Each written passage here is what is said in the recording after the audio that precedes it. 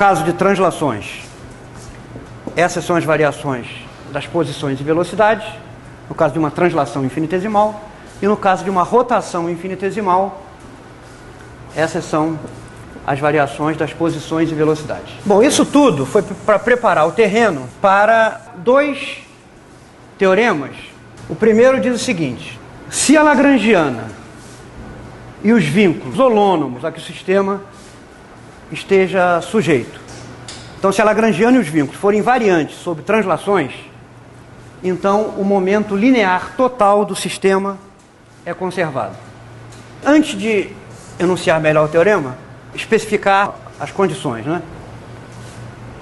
Então, as nossas suposições são as seguintes: o sistema é descrito por uma lagrangiana L de RV, que é da forma soma de MI sobre 2 menos V, só depende dos R's. Aqui é RI.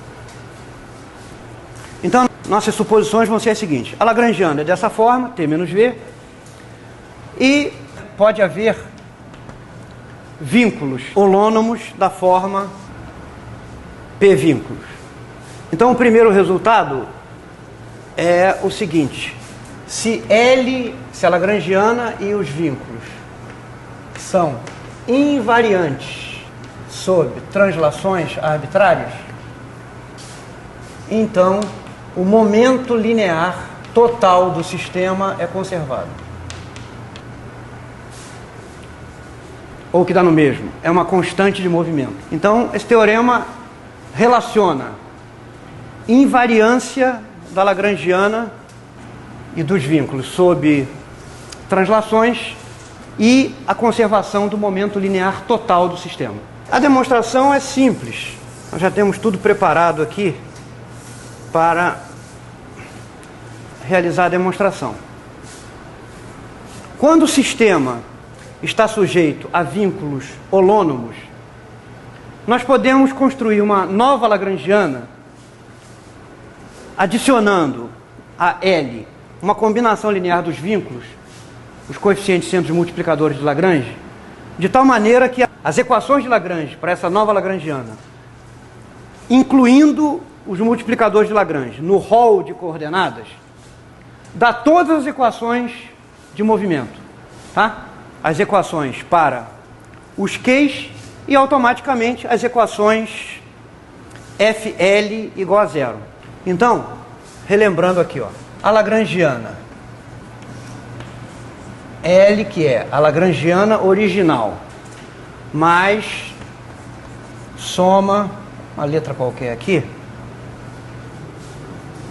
essa lagrangiana fornece as equações de movimento corretas, na presença dos vínculos, e as equações de vínculo FL igual a zero. Tudo de uma tacada só. Então, para levar em conta possíveis vínculos, vamos utilizar essa lagrangiana em lugar da lagrangiana original. Mas observem, se a lagrangiana e os vínculos não mudam sob uma translação, então esta lagrangiana modificada também não muda. Nós fazemos uma translação das coordenadas, nem L muda, nem essas funções FL mudam, que são as funções de vínculo, então L não muda. Então, como? Por hipótese, variação da lagrangiana quando fazemos uma translação, e a variação dos vínculos é zero, então a variação da lagrangiana modificada também é zero. E, olhando para cá, ó, trocando L por esse L modificado, isso aqui continua valendo, né? Então, nós temos zero, que é a variação dessa lagrangiana modificada. No caso de translações, ΔVi é zero.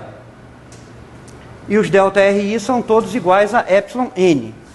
Então, esse termo será zero, e nós vamos ficar com uma soma de derivada da lagrangiana modificada em relação a Ri vezes delta de Ri que eu já vou substituir por εn. Então, esta soma é igual a zero. Agora, olhemos para as equações de Lagrange, as equações de movimento geradas por essa lagrangiana aqui. Pelas equações de Lagrange, nós temos ddt de equações de Lagrange para cada uma das coordenadas generalizadas, que no caso são as coordenadas cartesianas, tá? Componente do vetor posição de cada partícula. Note o seguinte: esses vínculos aqui, por hipótese, são holônomos, então não dependem de velocidade. Então a dependência nas velocidades dessa lagrangiana modificada vem só daqui, tá certo? E essa derivada da lagrangiana modificada em relação a RI ponto é a mesma coisa que a derivada da lagrangiana original, e isso aqui é MI RI ponto, tá bom? Olha para cá. Mas isso aqui é o momento linear da iésima partícula, MI VI. Portanto, esta equação aqui, combinada com essas duas, está dizendo o seguinte: soma. Repare o seguinte: esse vetor εn está multiplicando todos os elementos dessa soma. Então nós podemos fatorar esse vetor e escrever εn escalar soma dos de Ronde L e de Ronde RI. Mas de Ronde L e de Ronde RI é ddt de PI, pelas equações de Lagrange e pelo fato de Ronde L e de Ronde RI ponto ser PI.